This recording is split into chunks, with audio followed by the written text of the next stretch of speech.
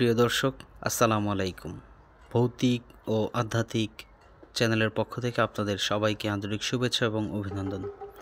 যে যেখান থেকে শুনছেন, যখন থেকে শুরু করেছেন অথবা পরে আপনারা যারা যুক্ত হবেন, আপনাদের সবাইকেই আন্তরিক শুভেচ্ছা এবং অভিনন্দন জানিয়ে আজকের সত্য ঘটনা অবলম্বনে রবার্ট দ্য ডল উক্ত সত্য ঘটনাটি প্রচার করতে যাচ্ছি।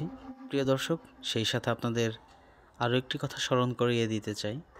যেহেতু আমরা সত্য ঘটনা অবলম্বনে ভৌতিক এবং আধ্যাত্মিক ঘটনাবলী আপনাদের সামনে উপস্থাপন করব, আমাদের চ্যানেলটি নতুন হয় আপনাদের সবাইকেই অনুরোধ জানাবো উক্ত চ্যানেলে যুক্ত থাকার জন্য এবং সাবস্ক্রাইব করে বেল আইকন বাজিয়ে দেওয়ার জন্য। পৃথিবীতে আমরা যা দেখতে পাই না তা যেমন সত্য হতে পারে, আমাদের চোখে দেখা অনেক ঘটনাবলী, অনেক কিছুই আছে যা অসত্য হিসেবেও পরবর্তীতে পরিগণিত হতে পারে। প্রিয় দর্শক, আমরা সবাই জানি মানুষের শরীরে যেমন প্রাণ থাকে, প্রাণ না থাকলে যেমন তাকে বলা হয় লাশ, তেমনি আমরা ছোট বাচ্চা হোক, বড়দের হোক, নানান জায়গায় নানান ধরনের কর্মকাণ্ড করি যার ভেতরে মানুষ বা আমরা কখনোই প্রাণ দিতে পারি না। কিন্তু মানুষকে হতবাক করে যখন প্রাণহীন কোনো জড়বস্তুর শরীরে প্রাণের অস্তিত্ব উপলব্ধি করা যায়। আজকে তেমনই একটি ঘটনা আপনাদের সামনে উপস্থাপন করব। ঘটনাটির নাম হচ্ছে রবার্ট দ্য ডল। পৃথিবীর ইতিহাসে এক আলোড়ন সৃষ্টিকারী ঘটনা, একটি পুতুল কেন্দ্রিক। আমরা সবাই জানি পুতুল প্রাণহীন, কিন্তু মানুষের পৈশাচিক স্বার্থ হাসিলের জন্য মানুষ কতই না নানান ধরনের কর্মকাণ্ড করে থাকে, যা মানবের জন্য অনেক সময় সুফল বয়ে আনে, অনেক সময় বয়ে আনে খারাপ পরিণতি, ভয়ঙ্কর পরিণতি। আদতে কালো জাদু বা ব্ল্যাক ম্যাজিক কখনোই আপনার জীবনে ভালো কোনো কিছু বয়ে নিয়ে আসতে পারে না। সামাজিক দিক হোক, পারিবারিক দিক হোক, রাষ্ট্রীয় দিক হোক, মানবিক দিক হোক, কোনো না কোনো এক দিকে আপনাকে ক্ষতি করবেই করবে, যদিও সাময়িক সময়ের জন্য আপনি কিছুটা উপকৃত হলেও হতে পারেন। প্রিয় দর্শক, চলুন আমরা ঘটনার মূল পর্বে চলে যাই। রনে বনে, জলে জঙ্গলে, মোবাইল কিংবা ল্যাপটপে ফেসবুক খুললেই দেখা মিলছে তার। সমাজ মাধ্যমের কোনায় কোনায় ছড়িয়ে পড়েছে তার ছবি, সঙ্গে 5 অক্ষরের একটি ইংরেজি শব্দ, সরি। কথা হচ্ছে রবার্টকে নিয়ে। সে একটি পুতুল, যার বাস সুদূর ফ্লোরিডায়, যেখানকার ফোর্ট ইস্ট মর্টেলো মিউজিয়াম তার ঠিকানা। সম্প্রতি সমাজ মাধ্যমে শোরগোল ফেলে দিয়েছে সে। কাঠের চেয়ারের উপর বসে থাকা ছোট্ট ছেলে রবার্ট, পায়ের উপর পা তুলে দিয়ে তার বসার বিশেষ ভঙ্গিমায় ফুটে উঠেছে ফুরফুরে একটি মেজাজের শিশু। তবে এটি শিশু নয়, আদতে এটি একটি পুতুল। রবার্টের চোখ মুখে যেন গভীর চিন্তার ছাপ। রবার্টের পরনে নাবিকের পোশাক, মাথায় টুপি, হাতে একটি ছোট্ট কুকুর। তার সঙ্গেই যেন দিনরাত সুখ দুঃখের গল্প করে ছোট্ট রবার্ট। কিন্তু এই ছোট্টখাটো নিষ্পাপ পুতুলটিকে নিয়ে এত ভয় কেন? রবার্ট আসলেই ভুতুড়ে পুতুল। তার চোখের উদাসীন ভঙ্গির দিকে তাকিয়ে শিউরে ওঠেন অনেকেই। ঝুঁকি না নিয়ে তড়িঘড়ি শেয়ার করে দেন রবার্টের ছবি, সঙ্গে লেখেন 2টি শব্দ, সরি রবার্ট। রবার্ট এবং তাকে বলা এই 5 অক্ষরের শব্দের সঙ্গে জড়িয়ে আছে 119 বছরের ইতিহাস। ফ্লোরিডার মিউজিয়ামে রবার্টকে আনা হয় 1994 সালে। তার আগে এই পুতুলের ঠিকানা ছিল ফ্লোরিডার কি ওয়েস্ট শহরের একটি ছোট্ট পরিবারটি ওটো পরিবার নামে পরিচিত। রবার্ট ইউজিন ওটো কি ওয়েস্টের এক নামজাদা চিত্রকর ছিলেন। তাকে তার ছোট্টবেলায় তার দাদু জন্মদিনে একটি পুতুল এনে দিয়েছিলেন। পুতুলের নামও মালিকের নাম অনুসারে রাখা হয়েছিল রবার্ট। শোনা যায় ওটো বড় হয়ে যাওয়ার পরেও কখনো ওই পুতুলের সঙ্গে তার বিচ্ছেদ হয়নি, অর্থাৎ সে যেখানে যেত পুতুলটি থাকতো তার সঙ্গে সঙ্গে। এমনকি ওই পুতুলের সঙ্গে সে নিয়মিত কথা বলতো, গল্প করত, ভাগ করে নিত মনের কথা। আশপাশের মানুষের কাছে ওটোর এই আচরণ একেবারেই স্বাভাবিক ঠেকত না। অনেকে আড়ালে তাকে নিয়ে হাসি ঠাট্টাও করতেন, কিন্তু তাকে পরিস্থিতি বদলায়নি। ওটোর কাছে যেন এই পুতুল ছিল জ্যান্ত বন্ধু। জানা যায় পুতুলটি তৈরি করেছিল জার্মানির স্টেইফ কোম্পানি, তবে তারা এই পুতুল সম্ভবত বিক্রি করার উদ্দেশ্যে তৈরি করেছিলেন না, ঘর সাজানোই ছিল মূল উদ্দেশ্য। বর্তমানে রবার্টের পরনের পোশাকও প্রথম থেকে এরকম ছিল না। ছোটবেলায় ওটো যে পোশাক পরতেন, অর্থাৎ যাকে এই পুতুলটি গিফট করা হয়েছিল, সেই পোশাকেই এখনও পুতুলটি পরে আছে। শোনা যায় ছোট থেকেই ওটো তার নিজের অপরাধমূলক কাজের দায় চাপাত। যেমন আশেপাশে, অর্থাৎ সে যে বাড়িতে বসবাস করতেন, ঘরের ধরুন একটি গ্লাস ভেঙে গেল, ওটো কখনোই এটা মানতে চাইতেন না তিনি ভেঙেছেন। অথবা দেখা গেল দেওয়ালে টাঙানো কোনো একটা ছবি হুট করে পড়ে ভেঙে গেছে, কিন্তু ওটো এগুলোর দায় সর্ব অবস্থায় চাপিয়ে দিতেন পুতুলের উপর। সে একটু বড় হতে না হতেই পুতুলটির মধ্যে অলৌকিক গুণ প্রকট হতে শুরু করে। অনেকে বলেন ওটোর বাড়ির জানালার উপরের পুতুলটি রাখা থাকত, মাঝে মাঝেই নাকি সে সেখান থেকে অদৃশ্য হয়ে যেত। ওটোর বাড়ি এড়িয়ে চলতেন প্রতিবেশী সহ অনেকেই। এবার আসুন 1974 সালের দিকে। ওটোর মৃত্যুর পর তার বাড়িটি বিক্রি হয়ে যায়। পুতুলটি তখনও সেখানেই ছিল।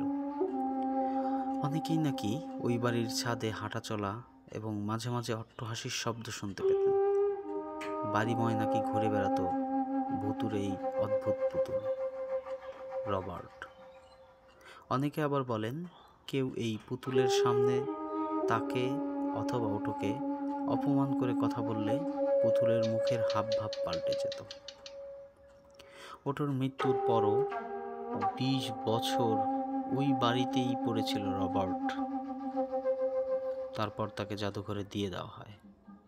তারপর থেকে তারা যেন রবার্টের কাহিনীতে মোড় নেয় নতুন করে। একাধিক সিনেমা, টিভি শোতে এই পুতুল ব্যবহার করা হয়েছে। রবার্টের জন্যই ধীরে ধীরে ভিড় বেড়েছে মিউজিয়ামে। তাই গুঞ্জন রয়েছে এইসব শুধুই কল্পকাহিনী, যা মিউজিয়ামের ব্যবসায়িক উদ্দেশ্য হাসিলের জন্য এই ধরনের কল্পকাহিনী তৈরি করা হয়েছে। তবে সে যাই হোক, কিছু কিছু ঘটনা যেইগুলো অবশ্যই প্রমাণ করে রবার্ট দ্য ডল আসলেই একটি ভুতুড়ে পুতুল। তাকে নিয়ে বইও লেখা হয়েছে বিস্তর। ফ্লোরিডার ওই মিউজিয়াম থেকে রবার্টের প্রতিরূপ কেনা যায়। অনেকে আবার চাইলে টাকা দিয়ে তার সঙ্গে অন্ধকার ঘরে সময়ও কাটাতে পারে। অনেক দর্শনার্থী রবার্টকে দেখে যাওয়ার পর চিঠি লিখে পাঠিয়েছেন এই মিউজিয়ামে, যা এখনও সংরক্ষিত রয়েছে। রবার্টকে লেখা সেসব চিঠিতে থাকে নিঃশর্ত ক্ষমা প্রার্থনা। সকলেই পুতুলটিকে সরি বলে। শোনা যায় রবার্টকে যারা দেখতে গিয়েছেন তারপর থেকেই নাকি তাদের জীবনে নেমে আসে দুর্ভাগ্যের আধার। দুঃসময় যেন কাটতেই চায় না তাদের জীবনে। তার অনেকে পরে চিঠি লিখে রবার্টের কাছে ক্ষমা চেয়েছেন। মানুষের বিশ্বাস রবার্ট পুতুলটিকে কোনোভাবে অশ্রদ্ধা বা অসম্মান করলে জীবনে নেমে আসে অভিশাপ। সকলে পুতুলটিকে সরি বলতে শুরু করেছে, যা চলমান রয়েছে খোদ 2025 সালে। ফ্লোরিডার মিউজিয়ামে দর্শকদের অনেকেই দাবি করেছেন তারা যখন পুতুলটির ছবি তোলার চেষ্টা করেছেন সেই মুহূর্তে ক্যামেরা কাজ করা বন্ধ করে দিয়েছে। অর্থাৎ এমন হয়েছে ওটোর রবার্ট পুতুলটি যে মিউজিয়ামে সংরক্ষিত রয়েছে কাচের ঘরের ভিতরে, সেখানে যদি কোনো ক্যামেরাম্যান অথবা সাধারণ যে কেউ ওটোর এই পুতুলটির ছবি যদি তুলতে যায়, তবে সেইখানে ক্যামেরায় শুধুমাত্র অন্ধকার ছাড়া আর কিছুই আসে না। মিউজিয়াম থেকে বেরোনোর পর আবার নিজে থেকেই নাকি ঠিক হয়ে গিয়েছে ক্যামেরাগুলি। অর্থাৎ হয়তোবা রবার্ট চায় না তার ছবি তোলা হোক। মিউজিয়ামের কর্মীদের দাবি, কাচের পাত্রের ভিতরে পুতুলটি রাখলেও মাঝে মধ্যে দেখা যায় রবার্ট কাচের গায়ে হাত দিয়ে রয়েছে। কখনো বা দর্শনার্থীদের দিকে ভয়াল দৃষ্টিতে তাকিয়ে থাকতে দেখা যায় রবার্টকে। অনেকে ফ্লোরিডার রবার্টকে বিশ্বের সবচেয়ে ভয়ঙ্কর পুতুল বলে আখ্যা দেন। অনেকেই বলেন এই পুতুলের উপর বহু বছর আগে কোনো কালো জাদু প্রয়োগ করা হয়েছিল, কিন্তু কেন, কে করেছিল, কিভাবে করেছিল তার বিস্তর কোনো ঘটনাবলী জানা যায় না। তার ফলে সে অলৌকিক কাণ্ড ঘটাতে শুরু করে। রবার্টের কাণ্ড কারখানা অবশ্য অনেক কল্পনা বলেই উড়িয়ে দেন অনেকে। তাদের মতে অন্ধবিশ্বাস, ভয় বা কুসংস্কার থেকে লোকের মুখে মুখে এই ধরনের কাহিনী ঘুরে বেড়াচ্ছে। এই প্রচারের পিছনে কারো ব্যবসায়িক উদ্দেশ্য থাকতে পারে বলে মনে করা হয়। অনেকেই বলেছে তারা একটি হাসির শব্দ শুনতে পায় স্টোর রুমের মধ্য দিয়ে। অনেকদিন রবার্ট একা একা বাড়িতে ছিল, যতদিন না নতুন আরেকটি পরিবার বাড়িটি কিনে বসবাস শুরু করে। যদিও বর্তমানের বাড়ির মালিক রবার্টকে স্টোর রুম থেকে আর বের করলেন না, কিন্তু এবার ঘটল আরও অনেক অদ্ভুত সব ঘটনা। রবার্টকে বিভিন্ন সময় বিভিন্ন রুমে খুঁজে পাওয়া যেত। ঘটনা ঘটে এক ভয়ঙ্কর, অর্থাৎ বাড়ির যে নতুন মালিক তিনি তার দৈনন্দিন কর্মকাণ্ড শেষ করে রাতে ঘুমোতে যাবেন, ঘুমিয়েও গেলেন। মধ্য গভীর রাতে বাড়ির মালিক হঠাৎ করে ঘুম ভেঙে যায়, আর যা দেখে তা বাড়ির মালিক কোনো দিনও কামনা করেনি। সে দেখতে পায় রবার্ট তার পায়ের কাছে বসা, তার হাতে রয়েছে একটি ধারালো ছুরি। প্রচন্ড ভয় পেয়ে যায়। কোনো রকম নিজেকে সামলে লাইট জ্বালিয়ে দেওয়ার সাথে সাথেই রবার্ট নিস্তেজ হয়ে লুটিয়ে পড়ে ভূমি। দেখতে পাওয়া যায় প্রাণহীন একটি পুতুল, যা একটি সাধারণ পুতুলের মতো। কিন্তু কি হলো, একটু আগেই তো এই রবার্ট যেন জীবন্ত বাড়ির মালিককেই মেরে ফেলতে চেয়েছিল, ভয়ঙ্কর আকৃতি নিয়ে হাতে ধারালো ছুরি। এই ঘটনাই যথেষ্ট ছিল তাদের এই বাড়ি ছেড়ে চলে যাওয়ার জন্য। এরপর রবার্টকে সরিয়ে নেওয়া হয় ইস্ট মার্টেলো মিউজিয়াম, যেখানে রবার্টকে রাখা হয় একটা কাচের বক্সের মধ্যে। যদিও তাকে নতুন এক জায়গায় রাখা হয়েছে, কিন্তু এখানেও সে ভয় প্রদর্শন করেই চলেছে। অনেক প্রদর্শনকারী এবং এই মিউজিয়ামের কর্মচারীরা দাবি করেন যে তারা রবার্টকে নড়তে দেখেছেন। মিউজিয়ামের একজন কর্মচারী রবার্টকে রাতের বেলা পরিষ্কার করে সব লাইট বন্ধ করে চলে যান, কিন্তু পরের দিন এসে দেখেন যে সব লাইট জ্বালানো, আর রবার্টকে যেভাবে বসিয়ে রেখে গিয়েছিলেন সে অন্যভাবে বসেছিল। তার থেকে অবাক করার বিষয় হচ্ছে নতুনভাবে ধুলোর আস্তরণ পড়েছে রবার্টের জুতোর উপর। দেখলে যে কেউ আন্দাজ করে বলে দিতে পারবেন, হয়তোবা হুড়োহুড়ি ছুটোছুটি কিংবা ব্যস্ততম রাস্তার এপার ওপার করে হেঁটেছেন, প্রচুর হেঁটেছেন। কাদামাটি, ধুলোর আস্তরণ এগুলোই প্রমাণ করে। আপনি যদি রবার্টের সাথে ছবি তুলতে চান, তাহলে অবশ্যই আপনাকে রবার্টের কাছে নম্রভাবে অনুমতি চাইতে হবে। যদি সে মাথা নেড়ে অনুমতি দেয় তাহলেই ছবি তুলতে পারবেন। তার মানে কি প্রচণ্ড ভয়ানক একটি পুতুল। আন্দাজ করতে পেরেছেন? প্রাণহীন একটি পুতুল আপনাকে অনুমতি না দেওয়ার আগ পর্যন্ত আপনি যদি তার ছবি তুলেন, হয়তোবা ক্যামেরাতে কিছুই পাবেন না, কিন্তু আপনার জীবনে নেমে আসতে পারে ভয়ানক দুর্ভোগ। শুধু আপনিই নন, ধরুন আপনি মিউজিয়ামে ওটোর রাখা সেই পুতুলটির সাথে আপনি নিজের অজান্তেই ক্যামেরা ফোনটি অন করে ছবি তুলতে চাচ্ছেন। দেখলেন আপনি আছেন, কিন্তু ওটোর সেই রবার্ট দ্য ডল পুতুলটি নেই। ব্যাস, আপনার সাথে যারা আছে তাদের সহ আপনার জীবনে নেমে আসতে পারে ভয়ঙ্কর দুর্ভোগ, যার পরিণাম দিনকে দিন আপনি আরও কঠিন থেকে কঠিন ভয়ঙ্কর পরিস্থিতির মধ্য দিয়ে জীবন অতিবাহিত করতে পারেন। রবার্ট সত্যি সত্যি চলাফেরা করতে পারে আর চালিয়ে যাচ্ছে তার ভৌতিক কর্মকাণ্ড। ছোটবেলা থেকে ইউজিন তার পুতুল রবার্টকে খুব ভালোবাসত, কিন্তু অদ্ভুত বিষয় হলো সে কারোর সঙ্গে কথা না বললেও রবার্টের সঙ্গে ঘন্টার পর ঘন্টা কথা বলতো। এমনকি ঘুমাতেনও একসঙ্গে। পরিবার মাঝে মধ্যে শুনত দুইটি আলাদা কণ্ঠ, কথোপকথন হচ্ছে, কিন্তু ঘরের মধ্যে শুধু ইউজিন আর পুতুল। তাহলে ইউজিন কথা বলল, কিন্তু তার সাথে অন্য কে কথা বলল? ইউজিনের ঘরে প্রায়শই জিনিসপত্র ভাঙতো, ছিঁড়ে যেত বা উল্টে যেত। কখনোই মা বাবা জিজ্ঞেস করলে ইউজিন কেবল একটি কথাই বলতো, I didn't do it, Robert did it। তার অভিভাবকরা প্রথমে ভেবেছিল এটা কল্পনা, কিন্তু যখন নিজেরা শুনতে পেত পায়ের আওয়াজ, হাসির শব্দ কিংবা দরজা বন্ধ হওয়া, তখন তারা ভয় পেতে শুরু করে। অনেক সময় রবার্টকে যেখানে রাখা হতো সেখান থেকে সে নিজে নিজে অন্য জায়গায় চলে যেত।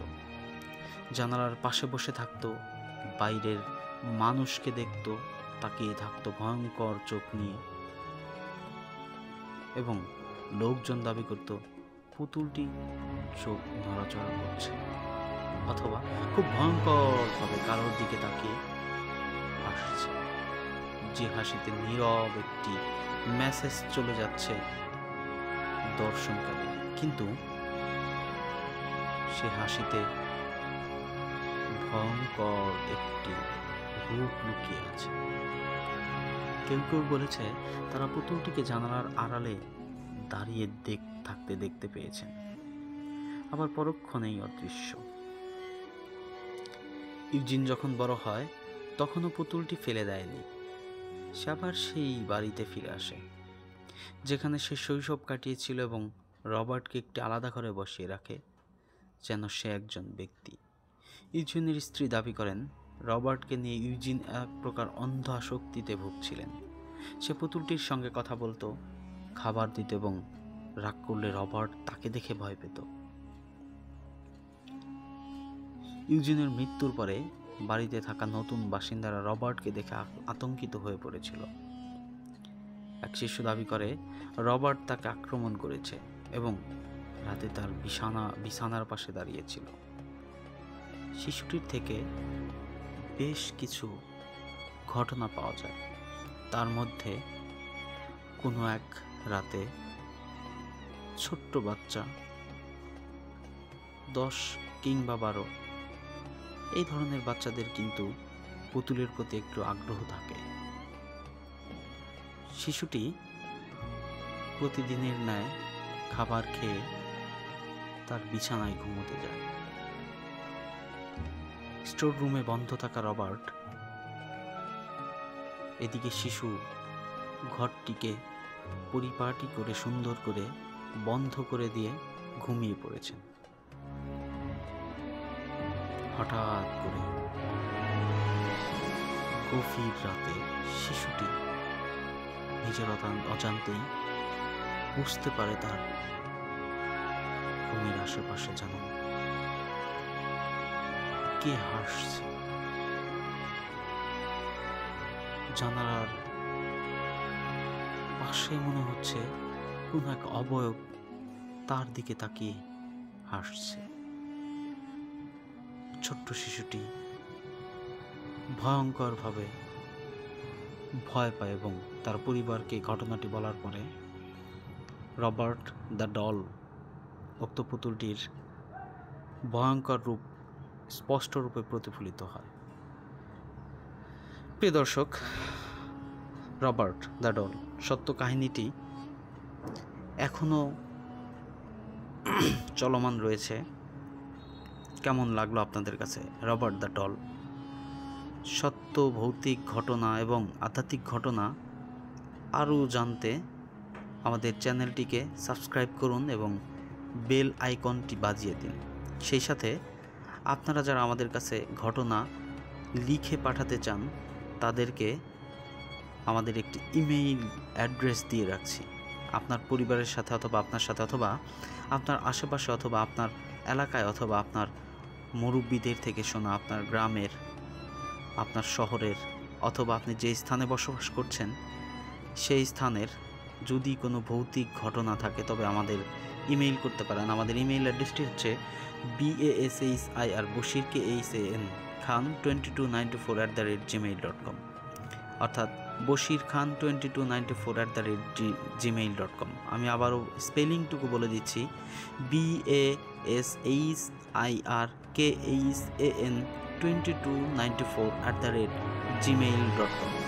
ধন্যবাদ প্রিয় লিসেনার্স, আপনাদের সবাইকেই আন্তরিক শুভেচ্ছা এবং অভিনন্দন জানিয়ে পরবর্তী ঘটনা আসা পর্যন্ত অপেক্ষা করার জন্য বিশেষভাবে অনুরোধ জানাচ্ছি। সবাই সুস্থ সুন্দর থাকুন। ধন্যবাদ সবাইকে। আসসালামু আলাইকুম।